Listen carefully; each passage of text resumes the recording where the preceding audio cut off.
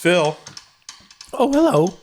a dream is about to come true. Someone who we both love, a good friend, a great actress, an amazing person, humanitarian, and someone who happens to have the misfortune to have married the guy who wrote the theme song of Naked Lunch. Did you say misfortune?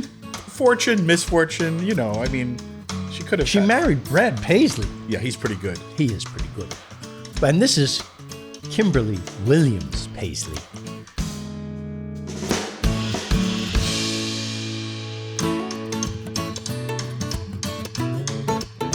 Let's spill the beans, chew the fat, food for thought, and jokes on tap. Talking with our mouths full, having fun.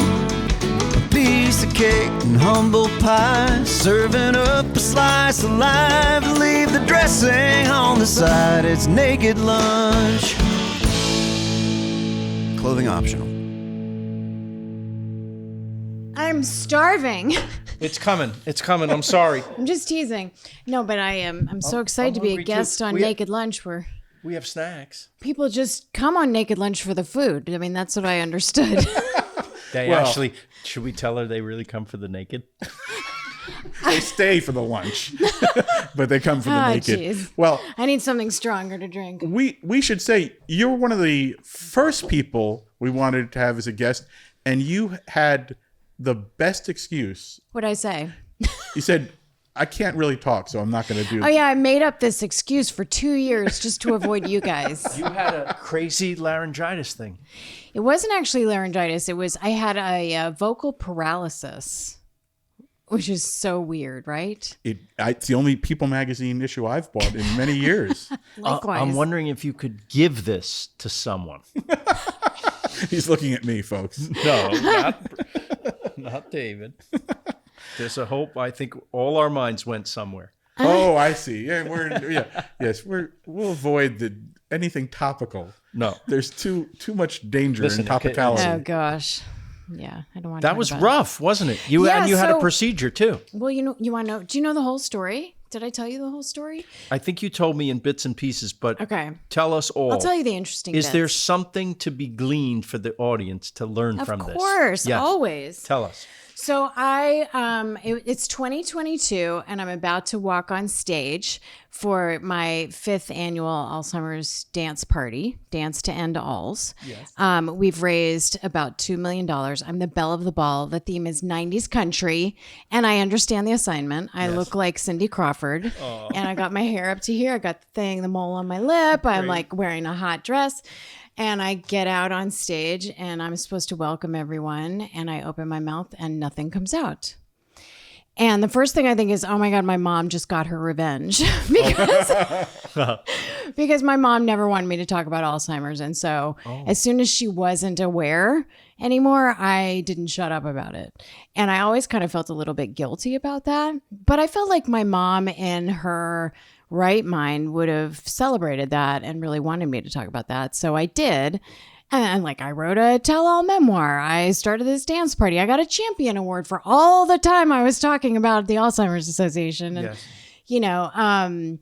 And by the way, the book Where the Light Gets In is an unbelievably powerful book. I don't think I've ever spoken about it much, but my dad, Alzheimer's hit him very, very hard, and the book really helped me emotionally. Yeah. It's just a wonderful, powerful thank you. book. I'm so sorry about your dad. I don't blame you directly. Oh, I'm glad. I'm glad. Exactly. Anyway, but it turned out it wasn't just this one night thing. It was it turned into me trying to find my voice for a couple of years. And when you go through something like that, it can be very isolating. Very scary because, of course, my voice is my job. It's the way I express myself. It's my personality. And I felt very, very quiet. I mean, you guys came to visit in Nashville, Yes, and but you could make sounds. I could make sounds. Right? Yeah, but we went to imitate what your voice was. Oh, it was like this. Yes. And we went to lunch. Yeah. And it was so loud. Do you remember this? Yes. It was so loud at the restaurant. That's the best, loudest restaurant in Nashville. Oh. What was that place called? Locust? Was it Locust? It was Locust. It was unbelievable. The Great. food was amazing, but my conversation skills were lacking. If the food is good, nobody cares. I guess. It's a good thing about being married to Brad Paisley is for a while, no one noticed you weren't talking because he talks so damn much. Yeah. I'm joking. Yeah, Brad was thrilled about it.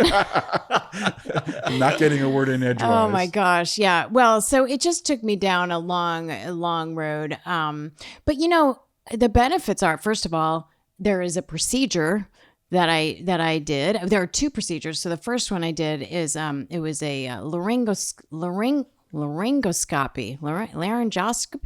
I don't know. You try saying it. But anyway, where I go in and they plump up the vocal cords. So basically, like one of my vocal cords is paralyzed, and there's no fixing that. Is paralyzed. Yeah. So still. Yeah.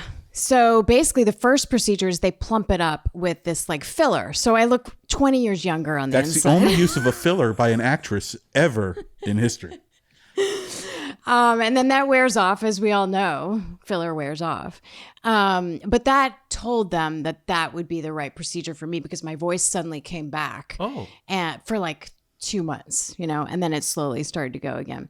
And then I went in for the final permanent procedure where they plumped it up with like a silicone substance that's more permanent. So That's what's in there. that's what's in there. And you don't feel it. You don't. I mean, it's something that I have learned to work alongside. It's always going to be like a slightly different situation. My body's like learning how to use this new material and, Really? Yeah. Is just there sort the of figure out. equivalent of physical therapy for Yes. your throat? Yes. Yeah. Huh. There's physical therapy and stretching and massage and all kinds of the gargling and all that's kinds forever. of things. Yeah. Yeah. But I mean, it gets easier and easier. Right. Sure. Yeah. I know how supportive Brad is to all of us. We all know he's a very supportive person. Your kids, I just wonder who are. We don't have to talk about them but they're unbelievable kids. Like I've had this by being around for all these years. I've actually sort of seen them become these amazing young men. You have watched them grow up. They were so little. They were always amazing. But knowing what a great mom you are, not being able to raise your voice to your children. Yes. You don't need to raise your voice to kids like those two amazing boys. Well, they're late a lot of the time. So it's like, guys, come on, time to go. That was really frustrating. Brad got me a megaphone, because good. yeah, and it came in handy. Right. I was really grateful. This bright pink megaphone. So they didn't like that so much. It has a siren on it. It's better really than great. Weapons I guess. to get their attention. I guess. No, we but love yeah. your kids too. Well, they were Rosenthal's really great. Love the Paisleys. They love the Rosenthals. Well, I have so many questions about your career because one thing about like the way I've been so blessed to get to know your family was in the early years just coming around like working on material or jokes and hanging out for long hours, eventually then watching Dodger games and all of that. But I never really got to ask you about your amazing career. And last night I had a revelation, which I told Brad about. I don't know if he mentioned it to you.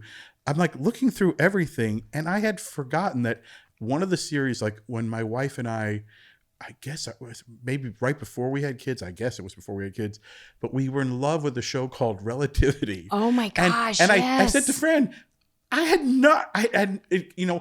think I must have gotten to know you after that. Yeah. And I had no idea you were the star. Oh my when I went back gosh. to watch it, I'm like, oh my God. Wait, you got to tell me what this is because Relativity was a show on ABC. Yeah. Ed Zwick and Marshall Herskovitz. Who did 30-something. That I know, yeah. And My So-Called Life. Right. And it was a little show with like Jane Addams and Poppy Montgomery and Jason Katims was the writer. Do you know Jason? I know the name. Yeah. Was he Parenthood? I'm not sure. I should know that, but I think he was. He did another. He was. I think he's in the showrunner's book. Friday Night Lights. Friday Night Lights. He did. Wow. Jason Katims. But anyway. But it's so weird is that like you wouldn't. You have. I've known you in the mom years so much Yeah. that you never bring up all of your amazing career. And today, it's kind of poignant because, by the way, I did discover and go through the season, a season of Farmer Wants Wife, which I am obsessed with. Are you serious? I can't watch reality shows, except I love dating shows. Yeah. Maybe having 'Cause been it's married, love. There's I've been married so love. long. Yeah. I really don't date much. Friends You need to Farmer dream. Wants a Wife. Yeah. Is what I think it is. It is basically Farmers- it explains itself in the title. Yes. But So- it's actually, I found it to be so charming. Yeah. I'm thinking of becoming a farmer. Okay. Just to date a little. No, I'm very happy. This farmer has his wife. Yes. And I have all sorts of questions about that. But I thought, Yes. first of all, and you don't have to say anything about it if you don't want to. It just struck me, you're coming from an event honoring someone who we lost recently. And it's someone who I sort of hadn't thought about it until you were coming over here. Someone who changed your life. In more ways than one. Can you just tell us Absolutely. who you were honoring today? Yeah, so we were honoring the life of Charles Shire, who passed away in December of 2024. And it was a really meaningful event today. His two daughters, Annie, well, he's got three daughters now, but Annie and Hallie got up and spoke, and Nancy Myers got up and spoke, and they did a whole video montage of his films at the end. But yeah, Father the Bride, it launched my entire career. I was 19 years old, a sophomore at Northwestern, and got this part out of nowhere, opened the doors to Hollywood for me. There was another guy, Bruce Block, who got up today and spoke, and he said, Charles opened the doors to Hollywood for me. And he did the same thing for me. And for many of the people that were in his movies. And then not only that, but Brad went to see Father the Bride with a girlfriend in 1992, and it was their movie. And that's how he came to know that I existed. And then, did we ever tell you this story? And then years By the later, way, I'm holding up the very important book that I have no vested interest in, Diary of a Player by Brad Paisley and David Wilde. Yeah. Diary of But a the heart of Player. it, we were going to do a book about guitar, but then Yeah. we ended up him telling the story of meeting you. Yeah. It's like the heart of his life and the heart of his story. Right, And it mine really had a too. lot to do with Father of the yeah. Bride. So I don't know if I should blame them or thank them. A little of both. Yeah, perhaps. maybe. But yeah, so then he dated this girl, and this was their movie, and they dated for years, as you know the story. You helped tell it. And then she broke up with him, and then years later he had the idea of calling me out of the blue to see if I would be in a music video. Well, the most Brad Paisley like only child thing of all time is he actually went to the movie theater Yeah. to see, is it part 2? Yeah. Expecting her to somehow be there. She didn't show up for the first show. I think he left sometime after the second show began. Oh, expecting the other girl, Yes. former girlfriend. So backing up, his girlfriend broke his heart. Yes. You know, and I won't go into detail because that's Brad's story to tell. But I will tell this part because he tells it on stage. So his friends went to him and said, "Hey, wouldn't that be a great idea for a song if Father the Bride was your movie with this girl, and then the sequel came out, and you guys could have a sequel too." And it was their first date was on his mom's birthday, December 28th. So the sequel was out on December 28th, a few years later. So he decided to go to the same theater. 30 years ago, I think. Yeah. Yeah, crazy. He decided to go to the same theater, show up and see the movie. And if it was meant to be with this girl, she would think of the same thing and they would rekindle their romance. So he goes to the movie, he watches it, he said it was pretty good. And then he's leaving and he's in the parking lot and he goes, "Oh, what if we saw the 9 o'clock instead of the 7 o'clock? So he turned around, he Buys bought another another ticket. ticket, That's something I'd never do, right? no matter who the What a girl is. loser. No. That's not what you would never do. What is the most Brad Paisley thing to actually come true is to then go, okay, no, I'm not meant to marry this girl. Right. I'm meant to marry the girl On in the screen. movie. How audacious. That's way better. And to make it happen. It's a little stalkerish, though. I mean, like, it could have wound up like jail time or marriage. it still may. Kind It of still both. could. Yeah. When he says to you, you're perfect for this music video. Yes. It's the best pickup line ever. Coincidentally, I had just gone to It's my been manager. used for a long time. I guess it's the first time I'd ever heard it. Yeah. I had just gone to my manager and said, "Hey, I really want to do a music video." Oh. Isn't that weird? I had just said that to her. So she gets a call from Brad Paisley and she doesn't know who that is, but she said he has a really cute Southern accent. She calls me and she says, "Oh my gosh, this guy wants you to do a music video, but you're totally going to date him." Wow. She also knew I was single. So I was looking for a date and a music video. And you got both. Yeah.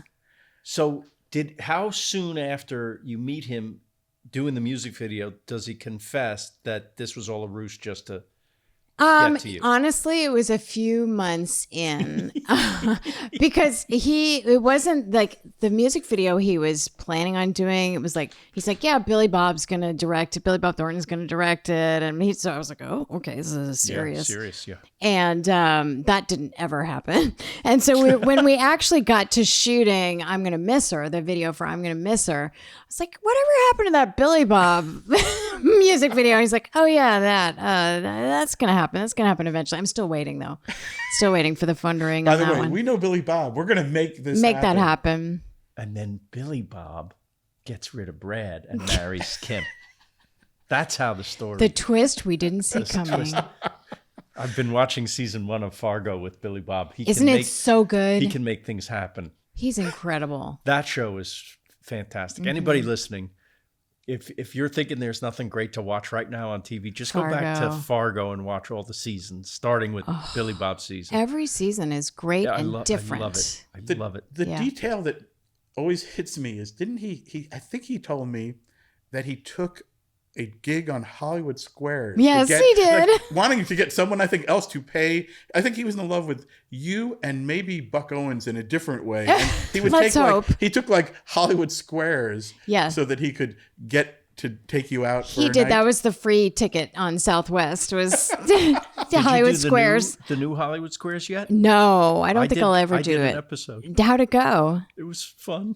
I did. Silly. Okay, I'm so bad at But I game love Drew. shows. Do you know Drew? No, but that's great. You guys would be best friends. Yeah. Oh, she's wonderful. Charming and darling. Yeah. Yeah. She's great. She would love you. I think it's not one of my talents to do game shows. We did Family Feud. I did Family Feud with my sister and my brother and my mother-in-law and my brother-in-law.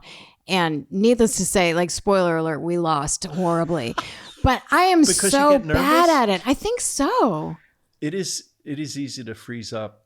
I've done 2 of these now. Hollywood Squares is kind of easy. Yeah.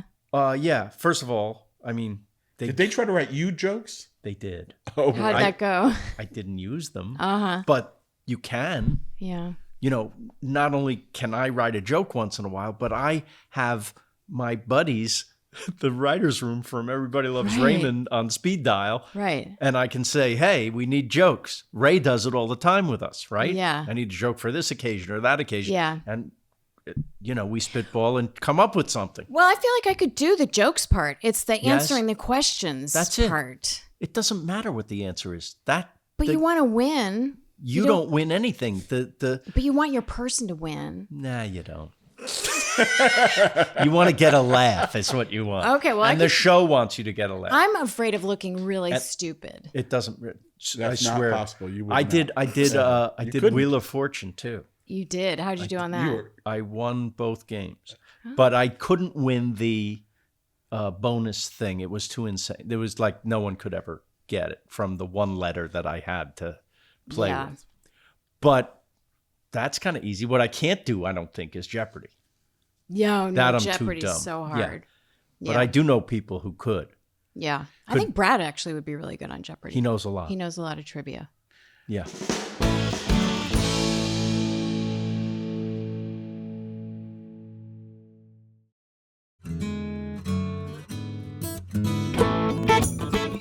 Honoring Charles today, it just struck me like the cast of that movie. Just think right now, like Kieran Culkin is getting ready to go. Incredible.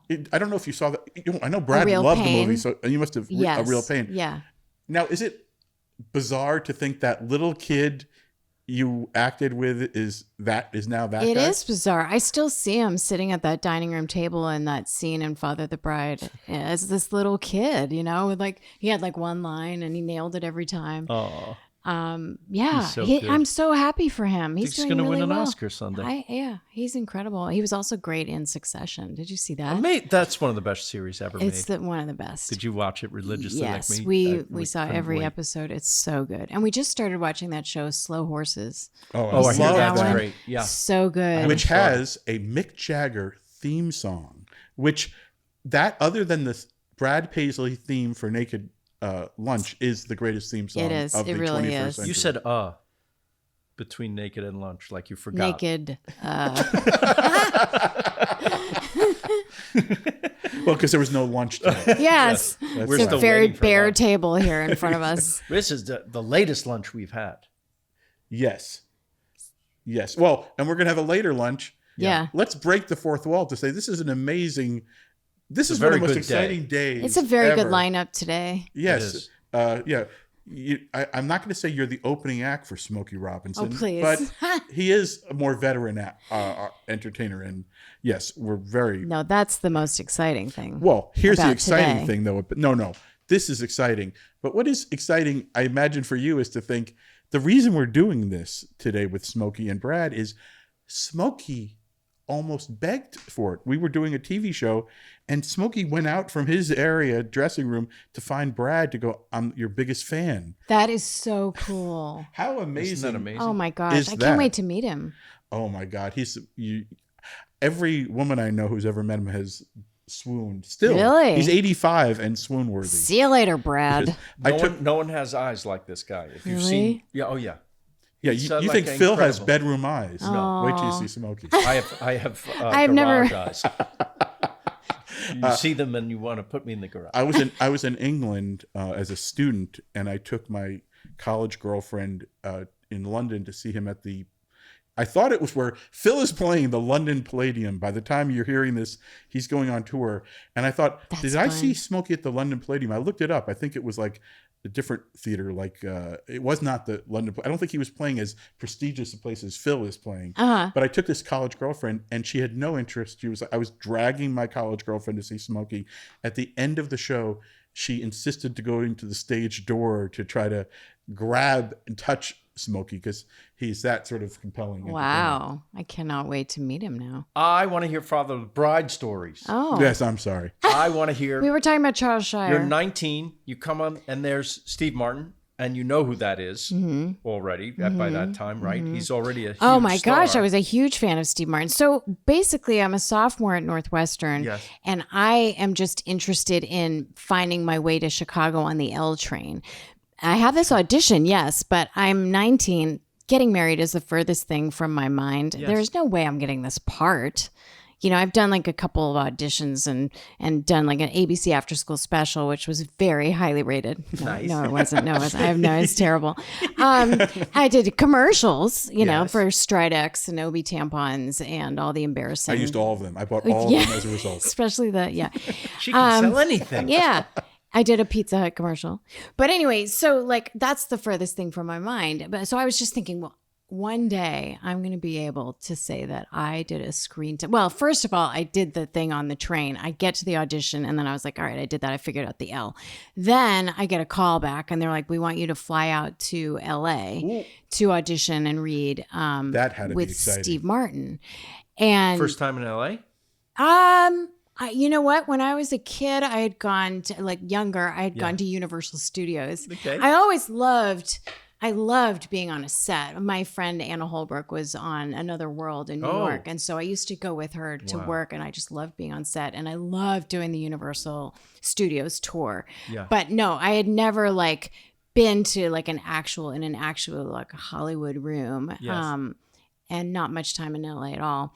And I could hear Steve's voice out in the from out in the waiting room. I could hear his voice in the room and knew that he was right on the other side of the door. And I just thought, one day I'm going to tell my grandkids that I got to hear Steve Martin's voice in person, you know?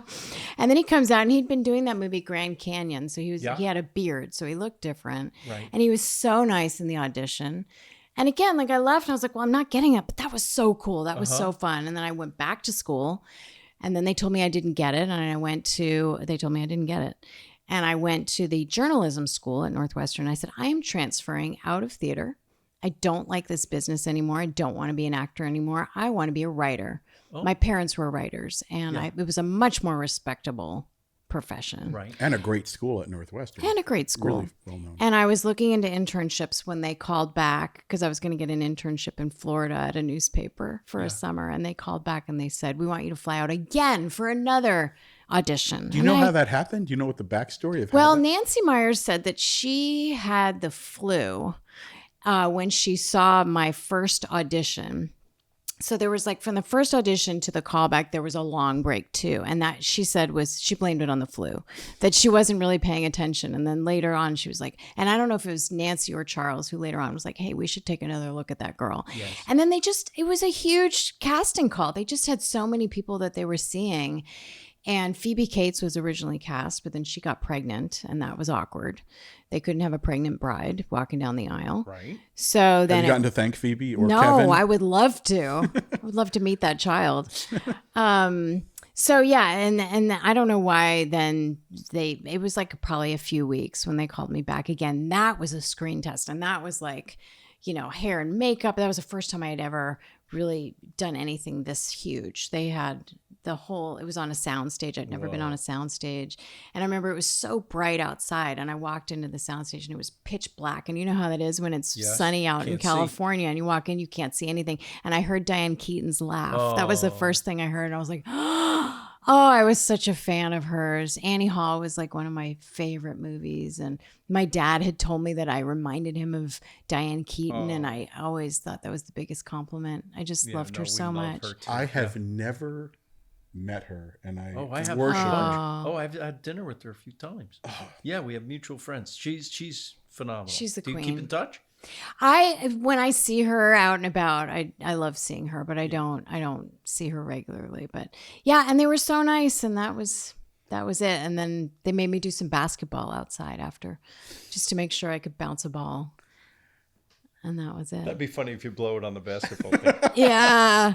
It was this close. And wasn't it Martin Short and Steve Martin, probably their first project together? When did they do Three Amigos? Was that before or that was after? That. Okay. I think I'll have to. I'm not sure about that. Oh, I may be I'm not way sure off. Either. Exactly.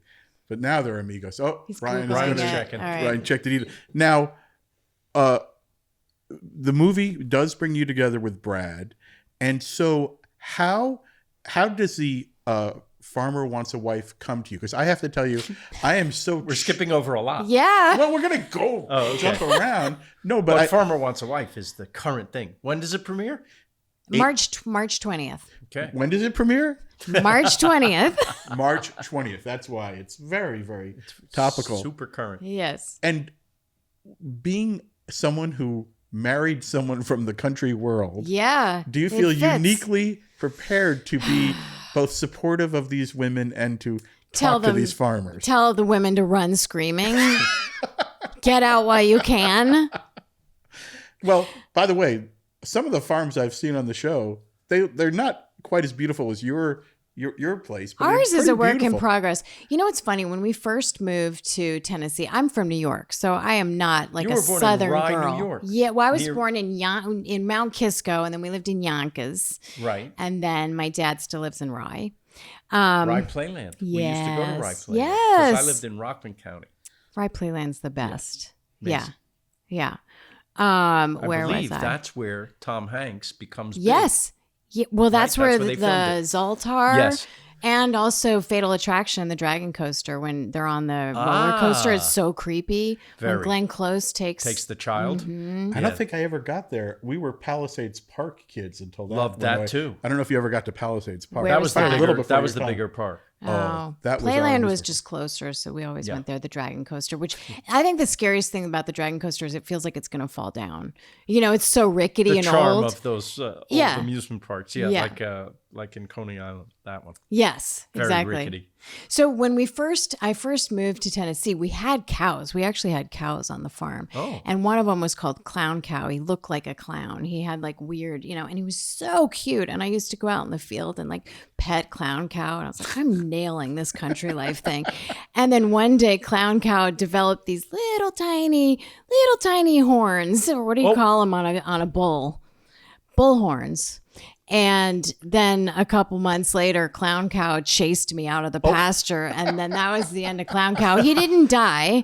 He got sold and broke through like 10 fences and impregnated like 50 female cows. So Clown Cow had Did okay quite for a himself. life. Yes. He did okay for himself. I think we're not calling him clown anymore. No, he's no clown.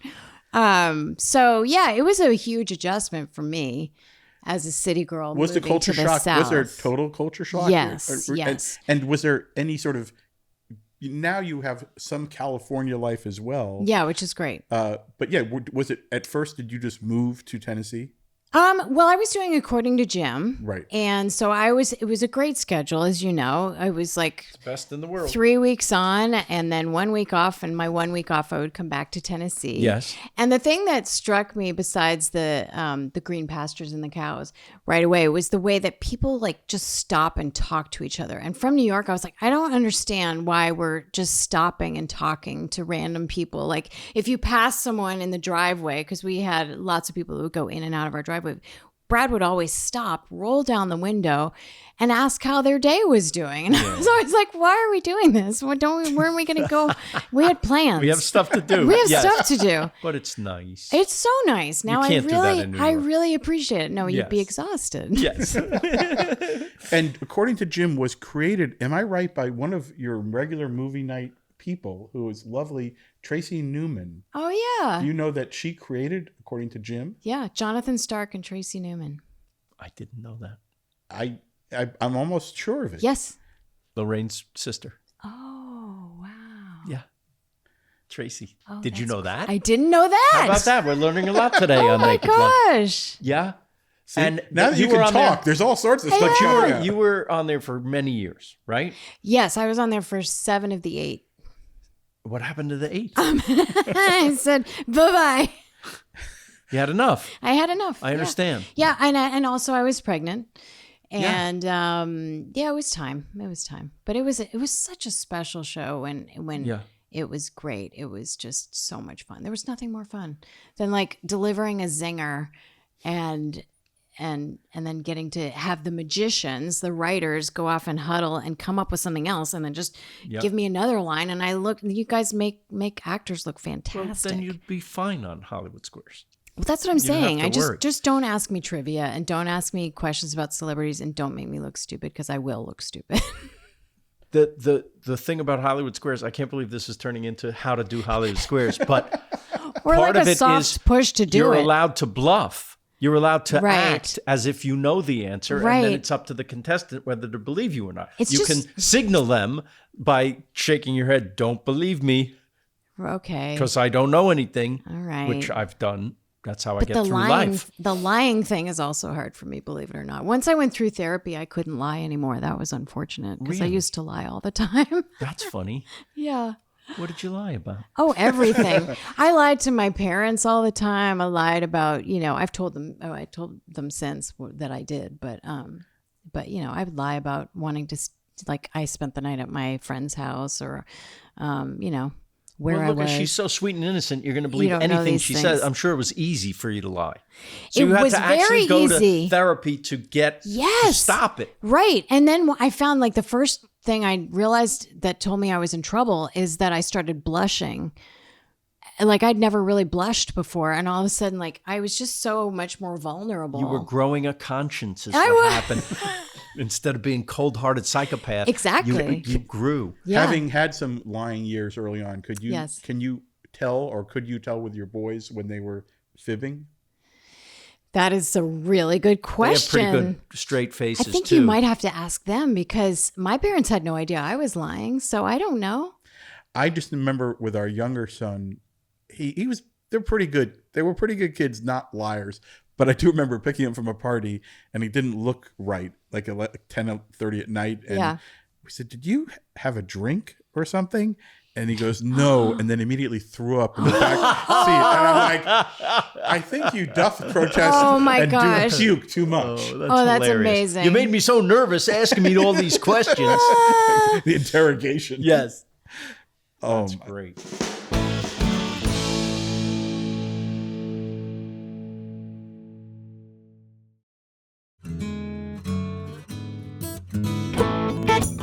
So, being in Nashville, going to Nashville, have you ever thought about the amazing things that have come out of you and Brad, like being in Nashville together? And we should talk about one of them before, make sure we cover it.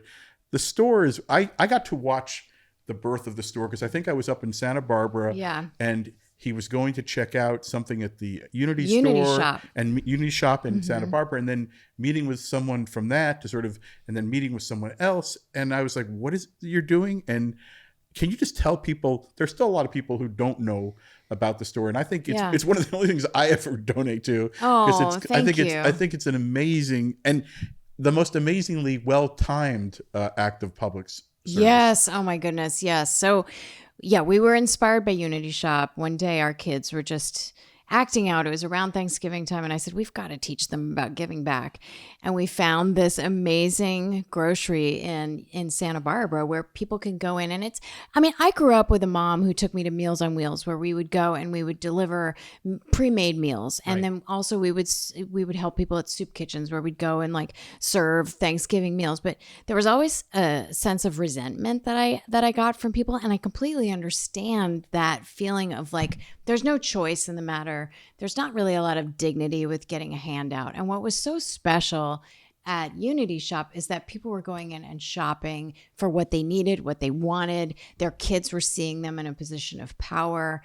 And it was just a fantastic place. And Brad said, we have got to do this in Nashville. So it took years and we got all our ducks in a row. We finally were opening and the tornadoes hit Nashville right after we opened. And so immediately we had to pivot from being this grocery store to doing disaster relief. And so we did that. And then not long after that, all the shops were closed because of the pandemic. So everything shut down. It was 2020. Yep. And so then we pivoted again and we started doing delivery service to seniors. And over the years, we've evolved. And now we're finally back to our original ideas to be a free grocery for people in need. But then we also have all these wraparound services. We have financial literacy programs. We have medicine management. We have music therapy, and we do all these really great pop-ups. We do like a toy store pop-up at Christmas time. We do a vet clinic for pets so people can bring in their animals because pet care is so expensive. And we do a school supply store and all these things. We're expanding. We're having a second location is opening hopefully sometime this year. Fantastic. Which, by the way, Nashville, in the time I've known you two, Nashville exploded. Nashville went from like a big little town to like one of the fastest growing city in America. Yeah. So the need I have to imagine huge. The need has got to be tremendous. Yes. But I want people to see this thing because it's so beautiful. We featured it on the Nashville episode of It was such a great episode. And we had Kim and Brad on there and they give us the tour of the store. Yeah, go watch this episode and thank you, Phil. That was really incredible. It's an honor to be part of it. It's such a great thing. I don't think people really understand just how nice it is for anyone going in who needs the food. Yeah. It's a regular shopping experience. Yeah. Except there's no charge at the end. Right. Yeah. Although they do check out, and so they can understand their budget. They can understand how much they would be spending. Yes. So that helps them get back on their feet too. Absolutely. You know, they can plan ahead. But to bring your family and have it not be shameful in any way is a beautiful thing. It's a really fun place for people to be. Yeah. Who came up with the name The Store? That was because it's a master stroke. It's brilliant. Yeah, you're going to the store. That's what I grew up, and it's exactly what it's exciting. We're going to the store. Yeah, it was a friend of ours. We were just talking it over, and what we were saying is we really want it to just be a normal experience, and we don't want there to be a stigma around it. And I think when you come to the store now, that's how it feels. The volunteers know the customers and vice versa, and it just is like as I said, a happy place to be. Yeah. And so they just threw out like, what about just calling it the store? Great. And it just made so much sense. It's so simple. Yeah. We're just going to the store. So I want to go back to the boys for a second. Yeah. They're in the school plays, right? They are. Yes. And that's how you started, right? Yeah. And yeah. That and my Stridex commercials. My ABC after school special. In high school, you were already doing those? I was doing that when I was like 12 or 13. Holy cow. I was. Because I was in New York. So it was easy to... I was taking the subway and the train by myself and going to these. Actually, the first thing I booked was a National Dairy Board commercial. And I was so excited. I thought I made it then. Yeah. And I was a ballerina. And in this commercial, I was doing ballet. And so I went and told everyone that I booked my first commercial and I got cut out. So it was a really good early lesson for the business. Cold, hard business. Until it's done. Right. And by done, on the air. Exactly. But you did see the bun on top of my head. Yes. I'm sure it was my bun. Don't tell me any different. And you could see like my wrist doing a balletic move at one point, and then you could see my little toes. And so I got paid as though I got the residuals. I got paid like a principal, and it wound up paying for like my early headshots and all those train trips and all that. But what was your question, sir? What are the shows they're doing? Oh, well, they are actually young budding playwrights. So Huck wrote a full-length play last year called Meg the Egg, which was really, really cool, about a little girl who's born encased in an egg. And really, she's turning 18. She really wants to break out of her egg, and her parents are terrified.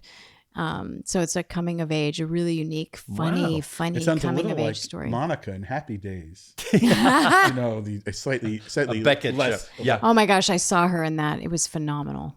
So good. Did I see on your resume that you did something with? I did Beckett a short well? film called Samuel Beckett is Coming Soon that Alan Arkin produced. Wait a minute. Years and years ago. We got to talk about him. He's my hero. He's a genius. Yeah. So tell me about this.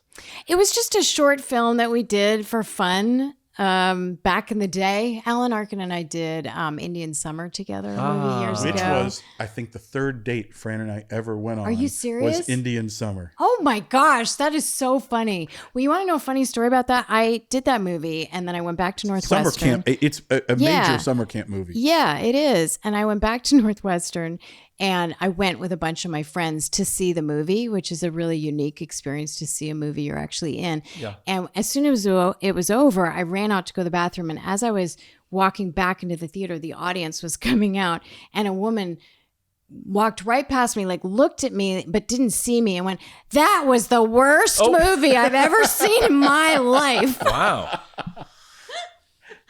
I'm like, "Thank you, ma'am." I just kept walking. Oh my anyway, God. but how was the date? I guess it went well because exactly. A couple kids 30 years later. Yeah. Yeah, I think she's mad the movie's over because maybe it was romantic enough for me to get over on the date. It worked. I remember really liking it. I had a different reaction than. Well, were you a camp kid? Did you go to camp? I did. I was a counselor. Maybe you had to go to camp to really get it. Did you go to camp? Yeah, sure. Day camp. I went to day camp too, but I didn't go to sleepaway camp. No. There's something about sleepaway camp. I didn't want to be in sleepaway camp. Yeah. Even then, I needed to be comfortable in a bed with a pillow. Yes, that makes sense. In a house with air conditioning. That tracks. Yes. I was one of the only Jewish counselors at a YMCA camp for many years. Oh, sleepover, wow. And I loved it. Yeah. I really, really loved the YMCA. It's like... I did love when the day camp had the 2 sleepovers per summer. And you were in a sleeping bag under the stars in the woods. It was one night. One night, twice a summer. Yeah. I thought that was great. I thought I heard you telling a story about how you were very popular with the ladies at camp. When I was 12? At camp. Yes, absolutely. Yeah. It was the Jewish summer camp. And so if I was getting picked on in regular school, right, in the summer, I was, king of the Hebrews, I guess. That's fantastic. Thank goodness for summer camp. My kids loved summer camp. You get to reinvent yourself. You can be Yeah. whoever you want to be. Yeah. You know, in school, you could be this little nebbish who gets pushed around, but summer camp, you can have a different persona. I had a beautiful girl from summer camp reach out to me last week. Like, I haven't talked to her since summer camp, and just on one of some Facebook Messenger or something. And I'm like, and I realized, like, I had 2 or 3 of these people who I haven't talked to in 30 years. And I realized every year after the Grammys, it must be someone who sees my name on the credits and then thinks, oh, you know, and then they find me. But it's super weird because, like, I don't know. You call someone and go, how's the last 30 years been? Why was she calling you? I don't know. I have not spoken to her. Did you tell her you were a married man? I am. You know, I think I did. I think I wrote back. It's lovely to hear from you. My wife and I are very, yes, very, very strange. Talking about family, your sister obviously went into acting as well. Yeah. What was that like for you, and has that helped this crazy business? Has it been a positive? Has it been a support system? You know, funny thing, Ashley got her start in Indian Summer. She played Ida Heinken, who, if you go back and watch the movie, she walks through in slow-mo in this story they tell about Ida Heinken. So yeah, she's my best friend. I absolutely adore her, and she's doing really well. She's actually in Spain right now, producing and starring in 2 movies for Hallmark. An idea she came up with. It's like a Cyrano de Bergerac story with Alison Sweeney, and yeah, she's doing great. And we got to do. You guys are great together. Well, thank you. We got to do a saw couple of that. movies together for Hallmark too, a sister swap, and that was the first time we've actually worked together since Indian Summer, which doesn't really count. And we want to do more? we want to do more. Oh, It's that's a great idea. It's so great. Yeah. She's awesome. Although I can't vouch for working with siblings. Right, exactly. It's been a less pleasant Don't experience. do it. What's next after The Farmer? Is there going to be more Farmer?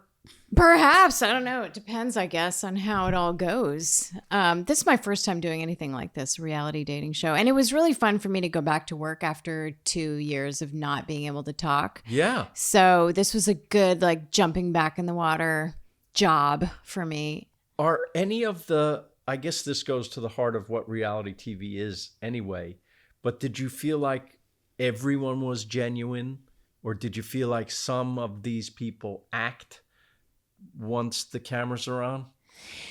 You know, it's funny. I wasn't allowed to really talk to them unless the cameras were on. They wanted to film everything that was happening. Okay. So Did they seem real? Yeah. I think honestly, there are people there who really want to find love. And you know who I did get to talk to were the producers. And I'll tell you, I really respected these people because they worked so hard to do this matchmaking, and they really were invested. And they're not writing lines for these people? No. Because I've heard this on some reality shows, some really famous ones with people who are famous. Yeah. They have writers. Well, maybe if they did that, it was when I wasn't around, but it didn't strike me like that. Yeah. This feels very real, and You saw it. That's right. Yeah. I watched, because there were 2 seasons in America, I guess, on Fox. This is on Fox, Right. I think Jennifer Nettles, who's someone we Nettles was both the first know, 2. Yeah. lovely person. Yes. She did the first couple of seasons. Yes. I cannot wait to watch it with Kim, but I found it really, really, really compelling.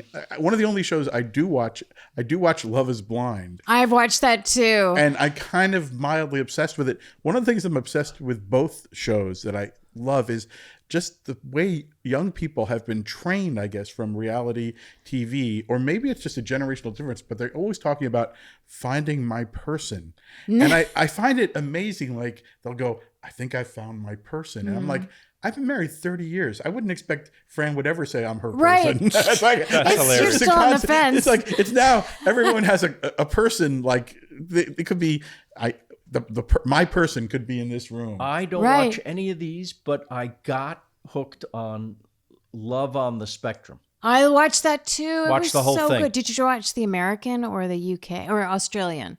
I think the American. You should watch the Australian too. Okay. It's so great. I sit there crying. I know. It's They're so so sweet. sweet. Yeah, it's incredible. And so wholesome. Yes, I love it. I will say Farmer Wants a Wife is a more wholesome version of a dating show. It's definitely not Love is Blind. No. And I don't also... Why, is Love is Blind like a sexy thing? A little bit. And they're always like drinking alcohol and like, I don't know, you get the sense people are maybe trying to push the alcohol a little bit to spice things up. And Well, hopefully they'll get something good from that. right. But they don't do that on Farmer Wants a Wife. And there's no like at the end, there's no like a rose ceremony where they get married or have to get engaged, or like Love is Blind, they have to get engaged. So there's a lot of pressure. I'm sure that always works out great. What could go wrong? Yeah. So this is, and is there a follow up with the farmers and the girls? I think they're considering that, and I'm not allowed to say how it all winds up. But I think is there like a winner? No, well, so there's 4 farmers. Yeah. There's 8 ladies for each farmer that Really? they've chosen each other. So it's sort of like a dating online dating see. match Yeah. situation. And then they narrow it down from 8 to 5, 4 or 5, and then You bring that 5. smaller group 5. Oh, David knows more than I do. Just in the last 24 hours, That's I so you watched funny. the whole thing. I You watched can't a turn it bunch. off. I love it. I'm going to Yeah. watch today. Yeah. They go back to the farm. I want a wife or a farmer. I don't know. I'm torn. Are there female farmers that look for? No, I think they did do one season. This show has been extremely popular around the world. I think there's something like 500 kids that have been born from this show. What is happening? And like, I don't know how many marriages, a lot of marriages and a lot of kids. Yes. Yeah. And so, but this is only the 3rd season in the States. Wow. Yeah. Oh, so it's been in. It's a different public countries. service, Phil, because farmers have a hard time meeting people because they're so isolated. You got to get off the tractor. Yeah. Once in a while. You've told me that so many times. There's ladies out there. Well, and it does not hurt. They're very attractive. Yes. They do some good casting. I have They to say. do. And they do thorough background checks, I'm sure, just to make sure everybody's sane. And did you have any of them break the 3rd wall or whatever and ask 4th wall, one of the walls, Stay out of television. and ask you about Brad? Like, so ask you because you have some experience in this area. Yes. One of the farmers had actually been to see Brad in concert. So, and Brad may or may not be involved in some way at some point, and that's all I can say. I don't even know if I can say that.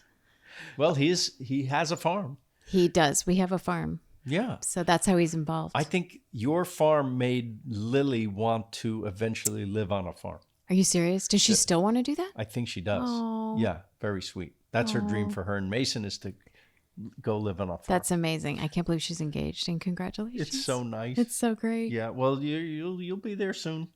I'll be engaged soon. With your kids. Oh, my kids. Yes. Oh, my gosh. They're not, how old's the oldest now? Huck just turned 18 and There you go. Jasper's 15. Yes. Yeah, it could happen. It could happen. I think they have to date someone first, but Show them your show. yeah. This is how it's done. Yeah. Got to get off the farm once in a while. Get off the tractor, kids. Yes. Is the actual gig sort of they'll tell you this is your date to go to this farm, this is your date to go to this farm? For me? Yes, No, they bring everybody together for these reunions because the farmers are all in different locations. Right. One's in California, one's in Alabama, one's in Tennessee, I think, maybe. They're all over. So then they bring everyone together, and I am the host of those events where people come together and there's mixers, and then I pull them aside. That was my favorite part, was just pulling them aside and saying, how's it going? What's going on? How are you feeling? Because I like doing that part. Yes. I love. Yes. So if there's sparks flying, that's fun. Despite your personal experiences with it, you love love. I do, in spite of it all. Well, no. By the way Brad is, where he is, I know what a loving dad he is. And Yeah. I know, like, recently, I will confide this much. We recently had a talk, because I don't know, my wife didn't know I was actually friends with Brad until the pandemic, when she realized you talk to him a lot. Oh, and that's it's like, funny. And it's like often during Dodger Yes, of course. games itself. But one thing I said is, we've been talking to each other for all these years. I don't think there's too many married men who've never said one complaining about the wife thing. And I will say, Aw. like, Phil, you're another person. It's like, I've never heard a complaint. Could we turn the mics off? but that is true. Oh, but did you That's so ever nice. like Brad? Like, I've never met anyone who like world leaders. You know, he connects the world. He's incredible that and like way. if he's interested in something, Yes, he's all in. he's all in. Yeah. Like baseball. Yes. He will not admit this, but you might be able to confirm this. I remember that we were always hanging around towards the end of the baseball season. Yeah. And I would ask in the bar to turn on the TV and watch Yes. the Dodgers. And all of a sudden, he's brought us into like Clayton Kershaw's life, man. and he's playing the World Series doing the national anthem, Yeah. and I'm on the field. Like Yeah. I've lived all of my, because I had my rock and roll dreams that I helped make come true in my life. But Brad made every one of my baseball dreams come true. Yes. by- And you remember him before the Dodgers. You remember Yes. Brad pre-Dodgers when he was like, I kind of want to get into baseball. Which team should I pick? Oh, Yeah. that's how he is? And then he went completely 1,000% in. He'll never go back. Now everything we have is blue. He has a car to match, you know, were you all of the with things. him watching the first game of the World Series? When he played the anthem, that one? Oh, he played the first. He played the first game of this year. So that was the game. Yes, it was The Grand incredible. Slam at the end. It I was sitting incredible. in Las Vegas with my son watching on a sports book, and we went insane. Well, But- it's also- so you were there at not only that were you game. there, I was sitting with you for part of that evening. Yes. And You were at that game. Yes. Yes. I was going to be Brad's main roadie, which was my gig, and I lost it to Kim. Kim I'm and sorry. Kendall. No. I feel, sorry. you know what? She I think he loves you in a way he'll never love me, and I'm willing to accept that. No, but the absolute truth is, it was so exciting because I think I saw you become a Dodgers fanatic Right there. in that moment, like that. Yeah, how do you that not? game? Oh How my do you gosh. know? I was like, you guys, baseball's exciting. Yes, that was incredible. It was really incredible. And also just to see the Brad's excitement. Like I think he got up and he ran down the hall. Oh right. And He was goes just, to talk to David Vassay. Yeah, or he goes to yeah. talk to the Andrew. yeah. you know, Honestly, management. I don't know a lot about sports in general, but well, you probably felt the same way. That's one of Completely. the best moments you've ever seen in a live event. And how many other fans were born that day who were just like watching it and then went, oh my gosh, Yes. wait, that was really cool. That can happen. Yeah. Yeah. But I don't know how it happens with him. Anything he cares about, whether Yes. it's literally, it could be Ukraine, it could Yep. be baseball. If he cares, he instantly knows. It's like a computer. He'll download everything. And Yeah. I should say, I've never worked with anybody who can do so many things. Like when we I'm worked, sitting right here, David. and I'm still saying I've never known anyone. Well, he really is so multifaceted because he has Yeah. so many interests. He is. He dives in deep and then, but there's like everything else falls away. And then there's a condition for that. But yeah, he is an expert on the things that he really is passionate about. And he's a manifester. He really is a connector and makes things happen in incredible ways. It's really exciting to watch. It's exciting to be in the audience for a lot of those things. Well, we love you. We love your family. I love you. Thank you. Our food is almost here. Oh, thank God. I'm starving. Me too, Kim. is Let's the- go. Kim, please come back and see us anytime you want. You're I a would delight. love to. Thank Now you. that you can speak, you're going to regret regaining the use of your I am voice. never gonna because shut we're up. going to- please never shut up. Oh, thank you. It's good Kim, to talk to you guys. everybody. Thanks, y'all. It was fun. I'm stuffed. Naked Lunch is a podcast by Phil Rosenthal and David Wild.